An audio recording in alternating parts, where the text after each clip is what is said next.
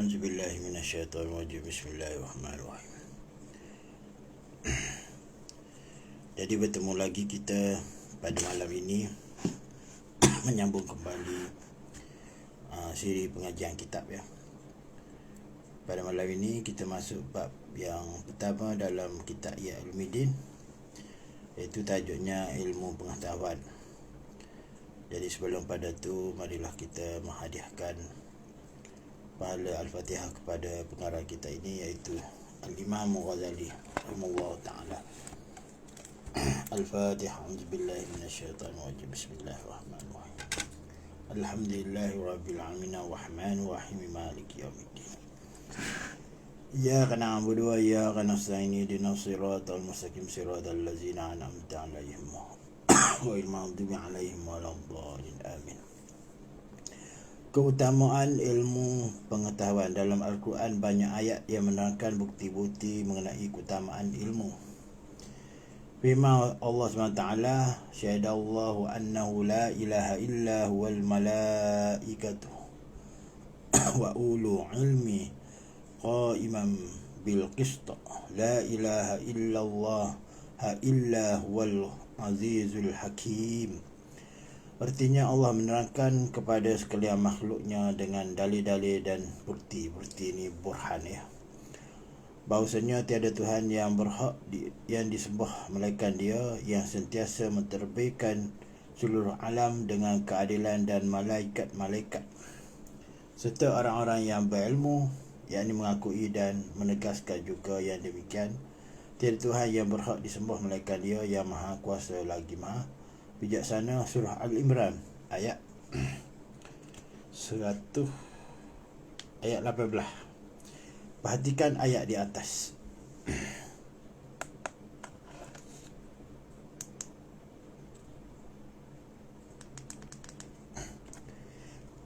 Bukankah kesaksian itu dimulai dengan dirinya sendiri, diikuti oleh para malaikat dan orang-orang yang berilmu? Ini membuktikan kemuliaan dan keutamaan mereka itu. Allah berfirman, yarfa'illahu alladhina amanu minkum walladzina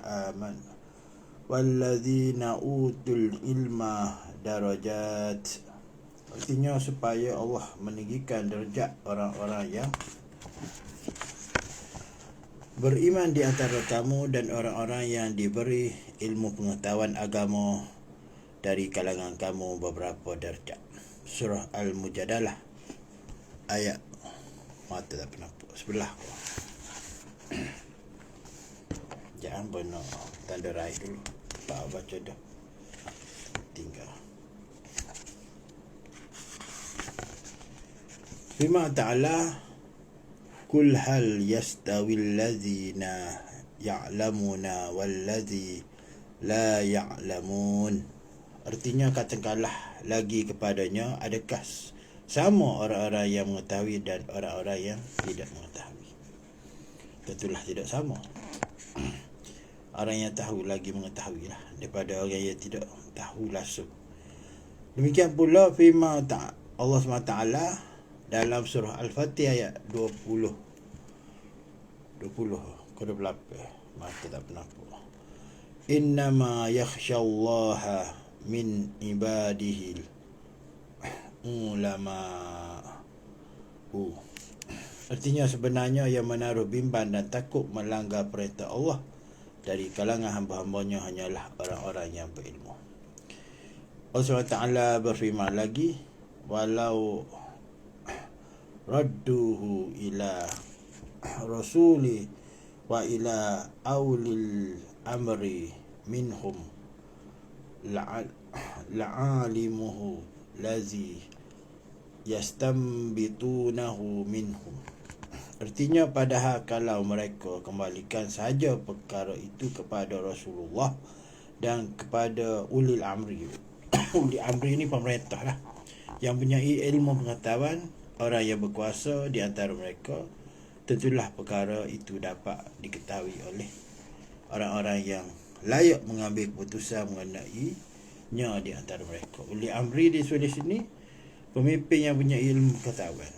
Maknanya kalau kita tidak melatih pemimpin yang tidak mempunyai ilmu pengetahuan seperti orang jahil, orang yang juhala, maka tidak dinamakan ulul amri dalam erti kata yang sebenar lah.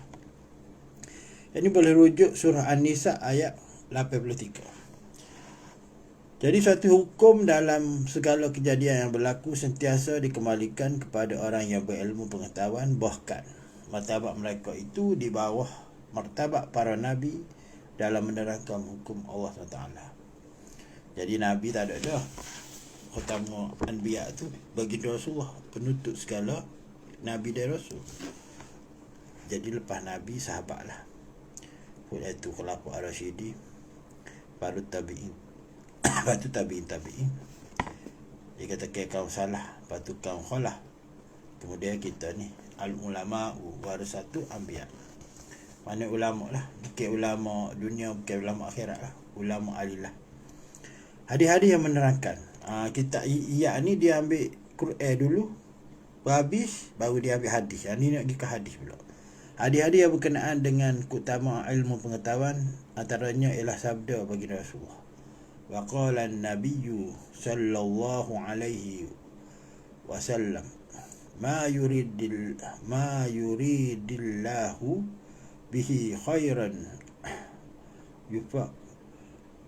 yufaqahu fid dini wal yulhimuhu rusydah.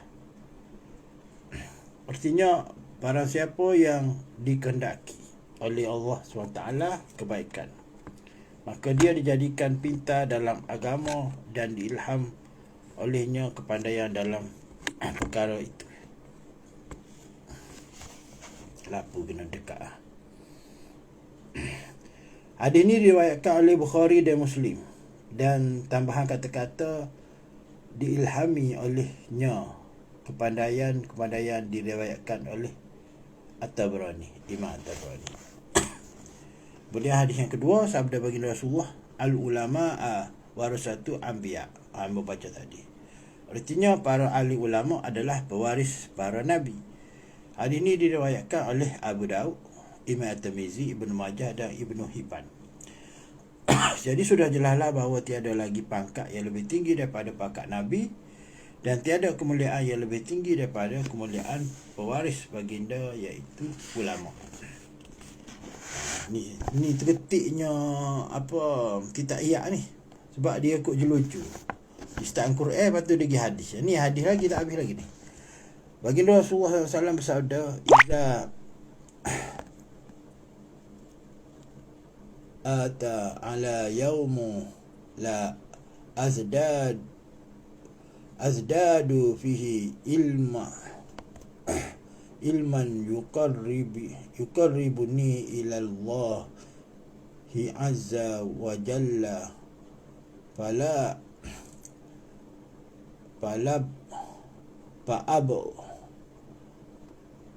fa'abrika li fi tulu'i syamsi zalikal qaumi." Artinya, apabila aku didatangi oleh suatu hari dan tidak bertambah ilmuku pada hari itu yang dapat mendekatkan diriku kepada Allah SWT, maka tidak ada keberkatan untukku pada hari itu. Hadis ini diriwayatkan oleh At-Tabrani, Abu Nu'aim dan Ibnu Abdul Bari dalam menjelaskan ilmu pengetahuan itu lebih utama daripada ibadat dan penyaksian. Baginda Rasulullah bersabda, wa qala Rasulullah sallallahu alaihi wasallam, fadlul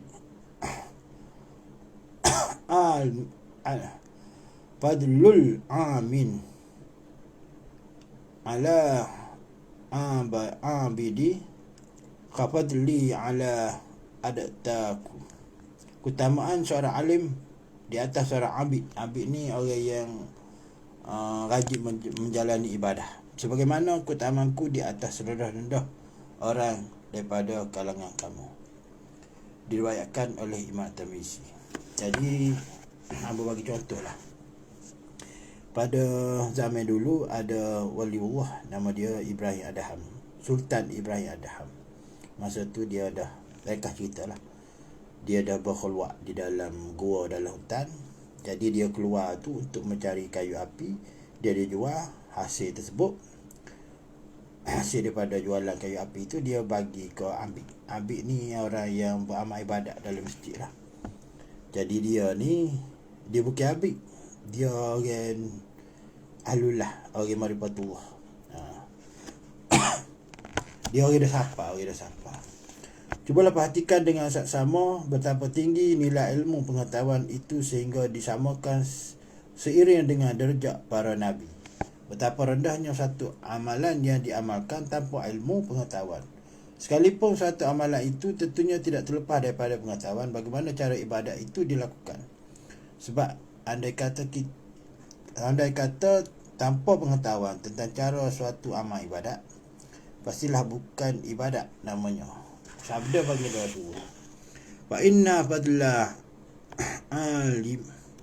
alimi ala abidi kafadli qamari lailatal badri ala sairil kawakib.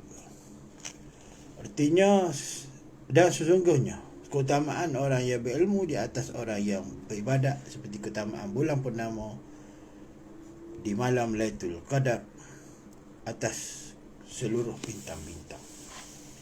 Maknanya tinggi lagi orang yang berilmu pengetahuan. Sebab itulah kita diwajibkan mencari ilmu. Ilmu fardu ain itu wajib. Dan 3 jenis ilmu yang wajib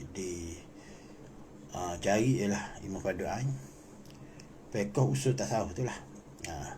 Hadis yang saya baca tadi diriwayatkan oleh Abu Daud, Tirmizi, Nasa'i dan Ibnu Hibban.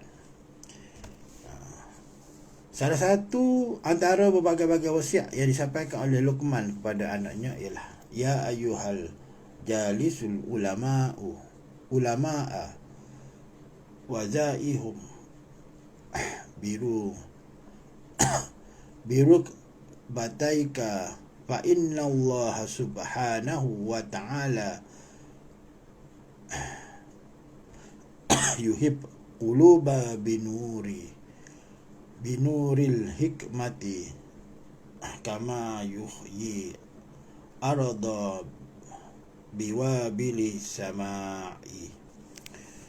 Artinya, hai anakku, gawilah para alim ulama dan rapatilah mereka itu dengan kedua-dua lututmu, sebab sungguhnya Allah Taala menghidupkan hati dengan cahaya hikmah sebagaimana dia menghidupkan bumi dengan hujan lebat dari langit. Ini nasihat Luqman kepada anak dia. Luqman ni ada kata orang kulit ada kata dia ni wali lah. Luqman ni hok naik keldai dua orang, mula-mula naik 2 orang.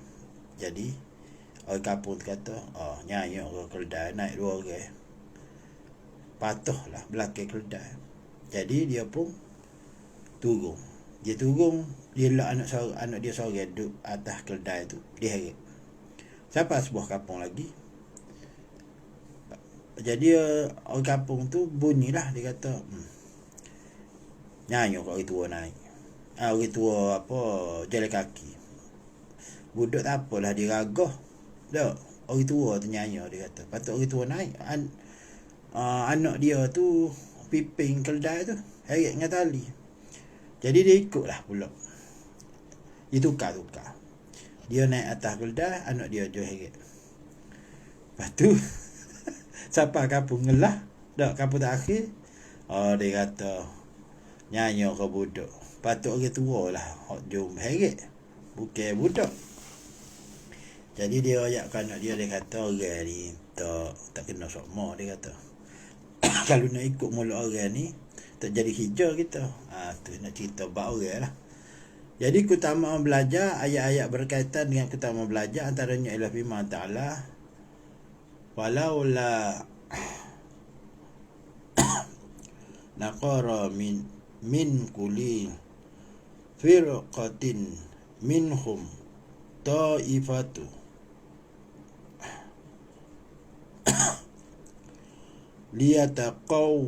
liyatafaqahum fid din waliyunziru qaumahum iza raja'u ilaihim la'allahum yahzarun. Surah At-Taubah ayat 102 boleh rujuk. Artinya hendaklah keluar sebahagian saja dari tiap-tiap puak di antara mereka, supaya orang-orang yang tinggal itu mempelajari secara mendalami ilmu yang dituntut dalam agama. Firman Ta'ala lagi, Fas'alu ahli zikri in kuntum la ta'lamun. Surah An-Nahli, surah lepas, ayat 43. Oleh itu bertanyalah kamu, wahai orang yang musyrik, kepada orang yang berpengetahuan agama jika kamu tidak mengetahui. Ayat ni kita selalu dengar ni. Fas'alu ahli zikri in kuntum la ta'lamun. Hadis-hadis yang menerangkan perkara ini ialah waman salaka tariqan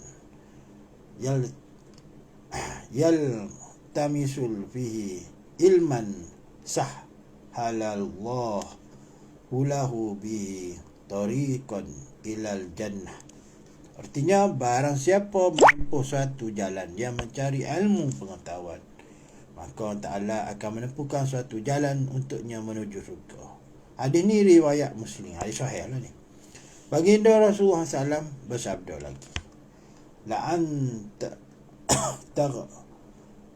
dua fata'allama ayatan min kitabillahi khairul laka min an tusalla mi'ata raka'atin. Andai kata engkau berjalan, kemudian engkau belajar satu bab daripada ilmu pengetahuan, maka itu adalah lebih baik daripada kamu bersolat satu rakaat. Maknanya kepentingan mencari ilmu ni padu, dia kata padu angin, mana wajib di atas tiap-tiap mukallaf itu. Jika kita nak bersolat pun tak, kita kena ada ilmu, suruh mengaji dulu. Hadis ni diriwayatkan oleh Ibnu Abdul Bar. Rasulullah SAW bersabda lagi, Anas ibn Malikil qala Rasulullah sallallahu alaihi wasallam talabu ilmi faridatun ala kulli muslim. Ini kita baca dengar. Anas ibn Malikin qala ni berkatalah, qala Rasulullah, berkata baginda Rasulullah. Daripada Anas bin Malik radhiyallahu taala berkata, sabda baginda Rasulullah, mencari ilmu pengetahuan adalah wajib ke atas setiap orang muslim. Hadis ini riwayat oleh Ibnu Abdul Bar.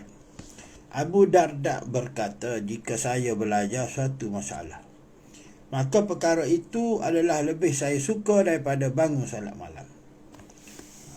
Maknanya daripada bangun salat tahajud ni dengan menuntut ilmu, besar menuntut ilmu lagi. Maknanya Allah dan Rasulnya tidak suka umat dia ni duduk dalam kejahilan. Dia berkata, guru dan pelajar berkongsi untuk memperoleh kebaikan. Sedangkan orang-orang yang selain kedua-dua golongan itu, semuanya kosong, tiada kebaikan sama sekali. Imam Syafi'i berkata, mencari ilmu itu lebih utama daripada mengerjakan amalan sunat. Fatah Al-Mausili rahimahullah berkata, bukankah seseorang yang sakit itu, apabila tidak makan dan minum dan tidak mengambil ubat, akhirnya akan mati? Kawan-kawannya menjawab, ya benar. Dia berkata lagi, demikian pula hati, apabila tidak menerima hikmah dan ilmu selama 3 hari, pasti ia akan mati. Maknanya, kalau tak dengar orang mengajar, tak dengar orang ceramah, tak, jauh pada orang mengajar, jauh pada orang ceramah, hati ni akan matilah. Mengikut Imam Ghazali ni, tepat sekali ucapan Fatah Al-Mausili. Sebab makanan hati adalah hikmah dan ilmu pengetahuan, dan dengan kedua-duanya lah ia hidup. Sebagaimana halnya tubuh dengan makanan, dia makanan rohani. Tubuh pun nak makan, tubuh jasad nak makan.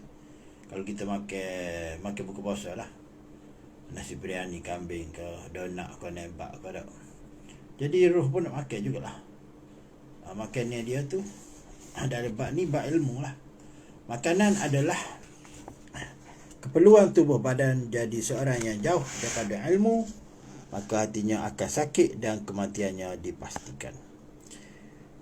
Tapi orang itu sendiri tentu tidak merasainya dan tidak mengisafi perkara yang sedemikian.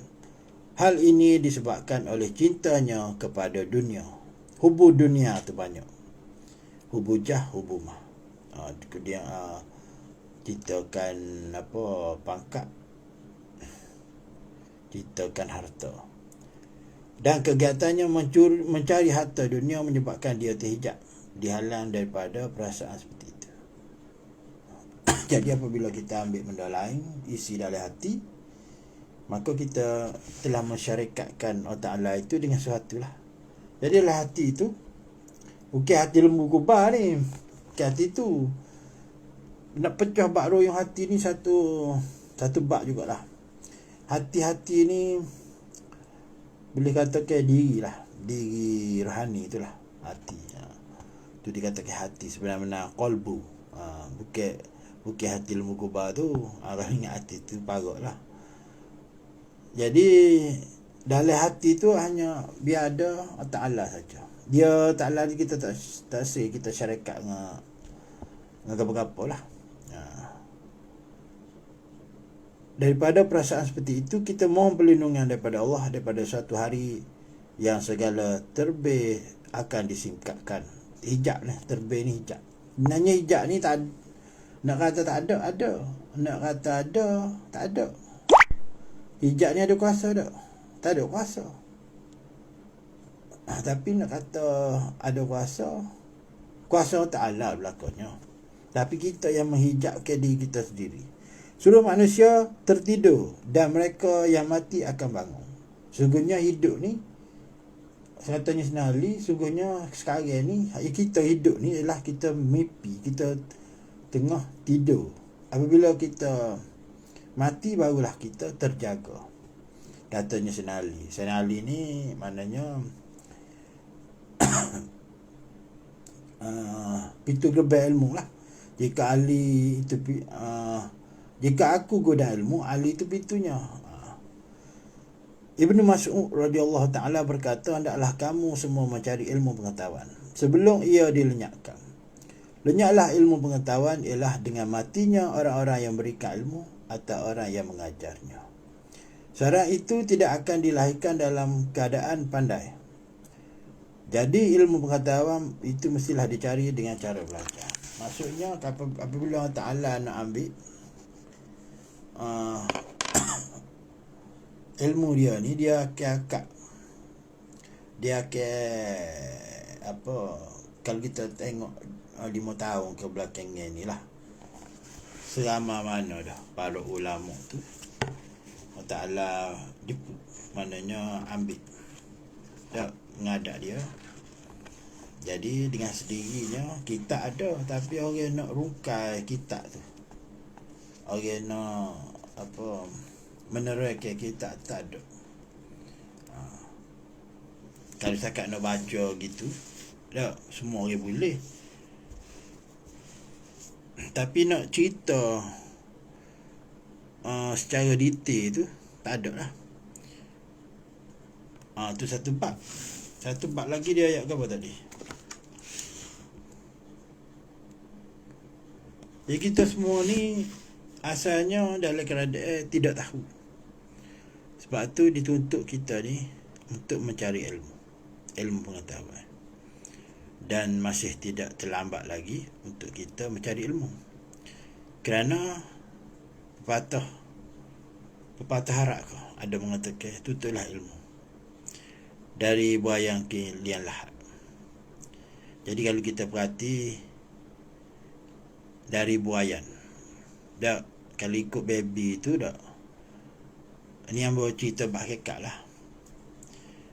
Kalau kita soal balik, adakah baby tu belajar, sedang belajar? Dak, baby tu tak tahu apa, dia tahu ni usap susu lah, usap nenek ya, usap pek ya. Jadi buayang tu ialah inilah la ilaha illallah. Dan lahad itu ialah apabila dah mati, tak kata tutulah ilmu daripada buaya ke liang lahad.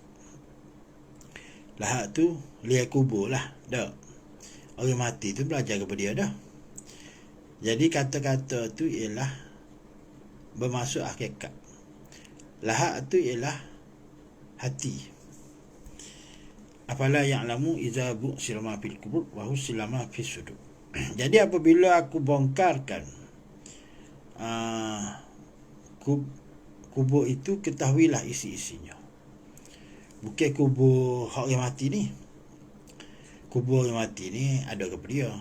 Korok tak, rangka-rangka, tulai temalai. Jadi kubur sebenarnya kubur ialah dalam hati kita tu. Dalam bila kita berzikir Allah Allah Allah Allah, seolah-olah kita ni sedang menggali perigi buta, tak. Maka dosa yang lepas-lepas tu Allah Ta'ala akan tunjuk. Dan cara untuk taubatnya ialah apabila terzahirnya cerita-cerita yang lepas, maknanya dosa-dosa lepas, kita kena ambil dosa tu tak depan dan kita taubatlah. Kalau tidak, dia akan menghantui kita lah sepanjang hidup kita benda tu. Jadi kita kena kerak. Taubat tu maknanya kita kerak, kita hubungan kita dengan dia tu. Katakan dosa itu balasan buruk. Bukan nanti di akhirat nu, atas dunia pun Allah Ta'ala dah balas. Kalau kita ni tidak bertaubat lah, kita berlepas diri dengan dosa-dosa yang lepas tu. Jadi tak sedar malu lah. Sebab tak ada manusia pun yang tidak terlepas daripada noda dan dosa. Semua manusia ni membuat salah dan membuat silap.